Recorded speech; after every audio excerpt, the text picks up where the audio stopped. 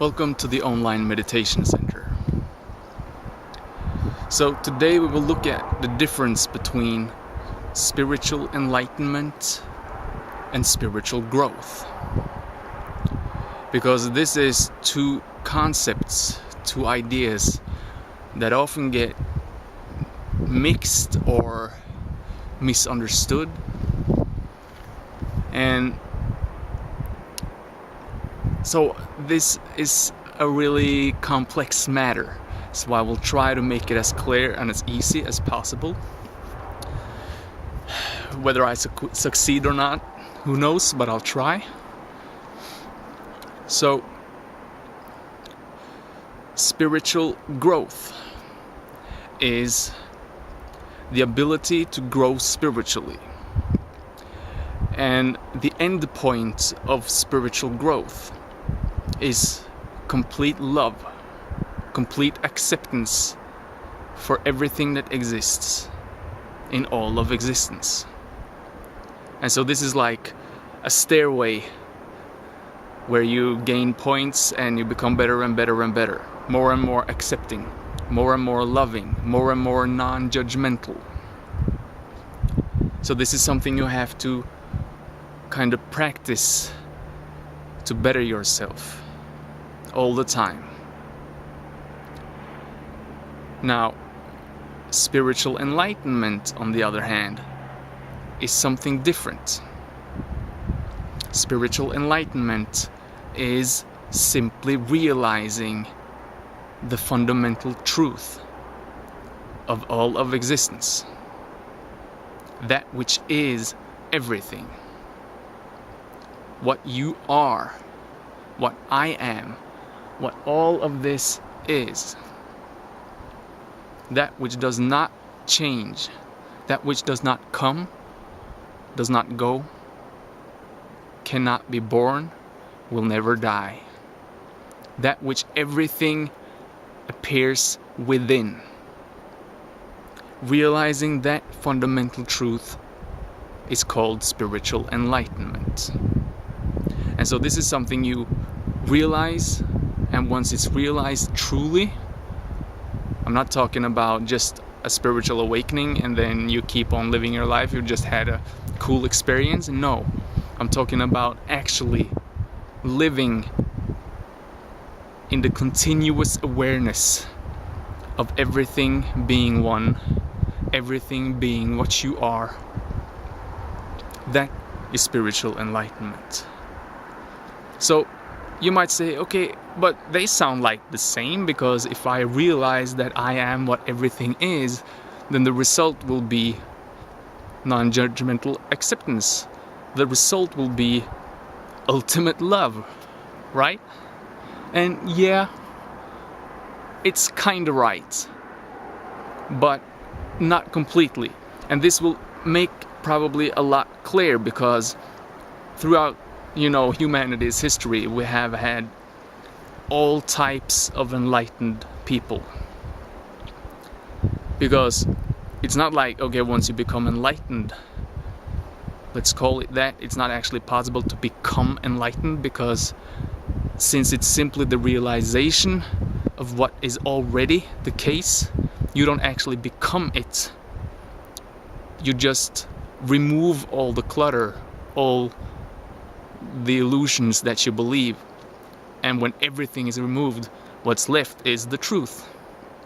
So yeah, but if we look at all the different enlightened people, like for example Osho and Ramana Maharshi, and look at them, those two are completely different. And then if you look at like Adyashanti or Moji or like Benjamin Smythe, he says he's not enlightened, but of course he knows the truth. And even Craig Grant, these people are completely different. Or Jed McKenna, for example, completely different.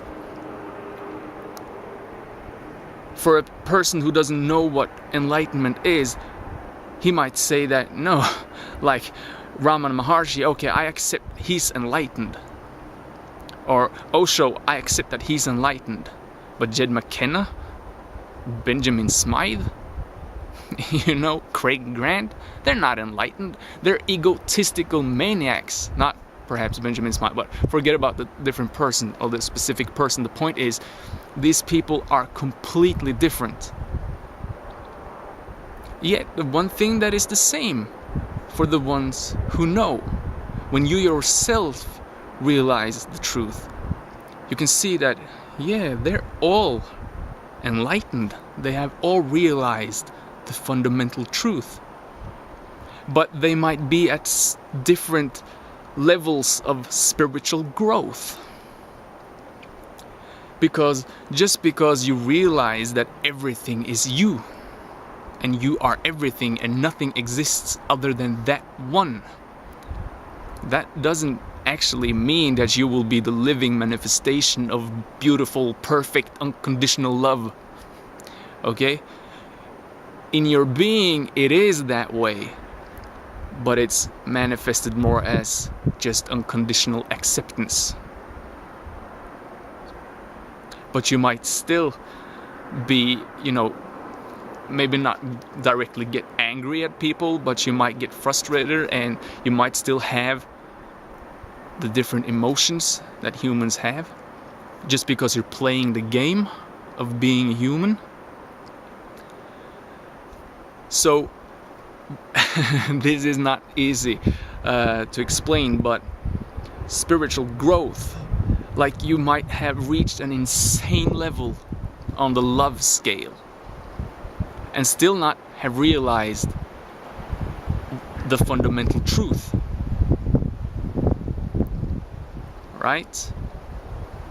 And you might have become enlightened and still not reach the ultimate level of unconditional love. So if you're enlightened and you're not at the top level of love, you might still fear things. You might still end up in situations where you're scared, even though as enlightened you experience all of this reality appearing within that which you are. You are this eternal nothingness which has no boundaries, does not exist in time. It's beyond boundaries, it's beyond physicality and non-physicality. But still, you just realize the fundamental truth. That's not to say that you're completely perfect, a completely perfect being yet. That's something you need to work on. So these are actually two different things.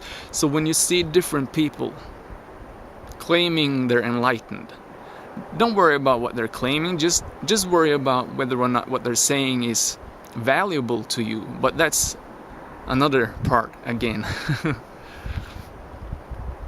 But this explains why different enlightened people act so differently.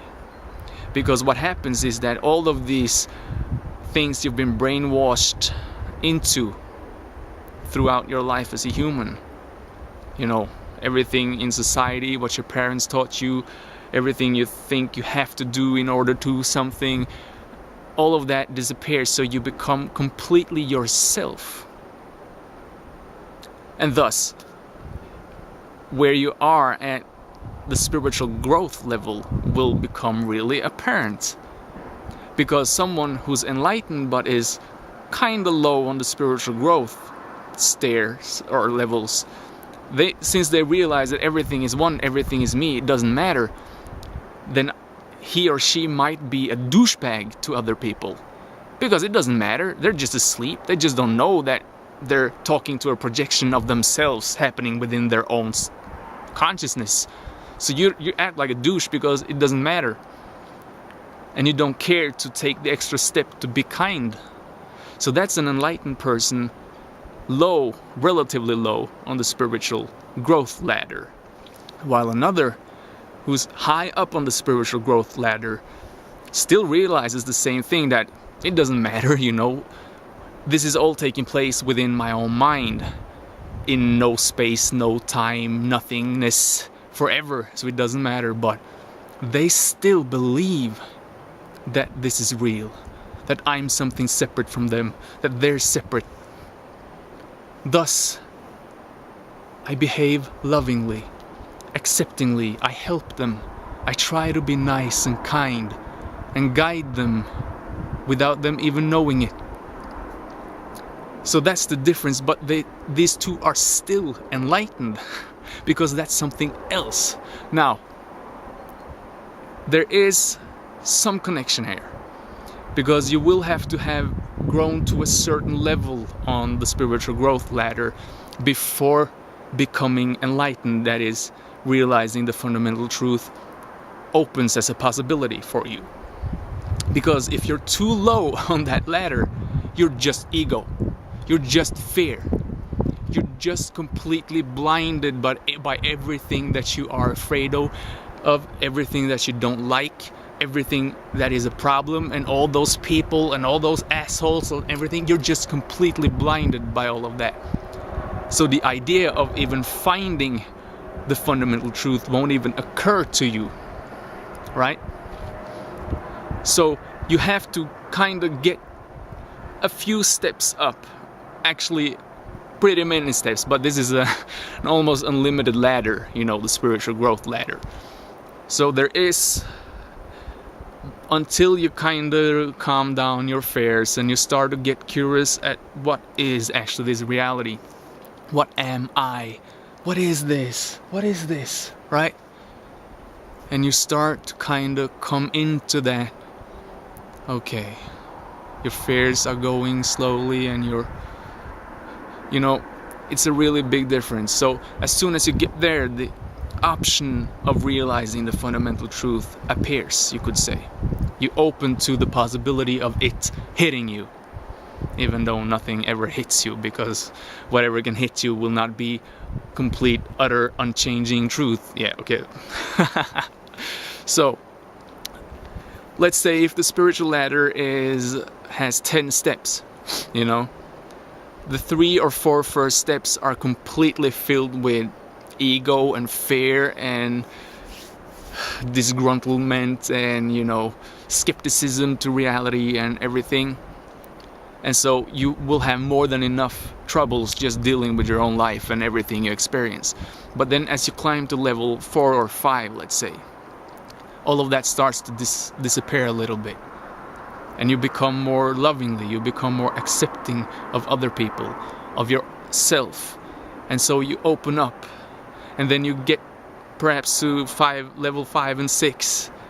10 steps isn't enough, I see, but but then you start, and then you can actually realize truth.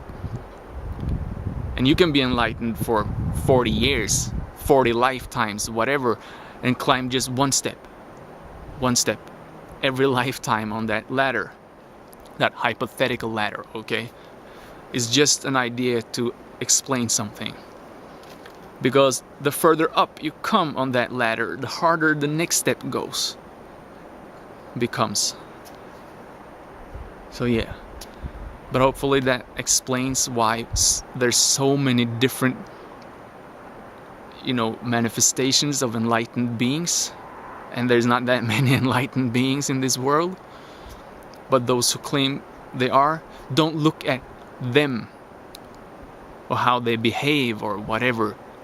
Look at the resonance, and you might see. And when you realize truth for yourself, you will know. You can't be 100% sure other than your own realization, your own living, but you'll know.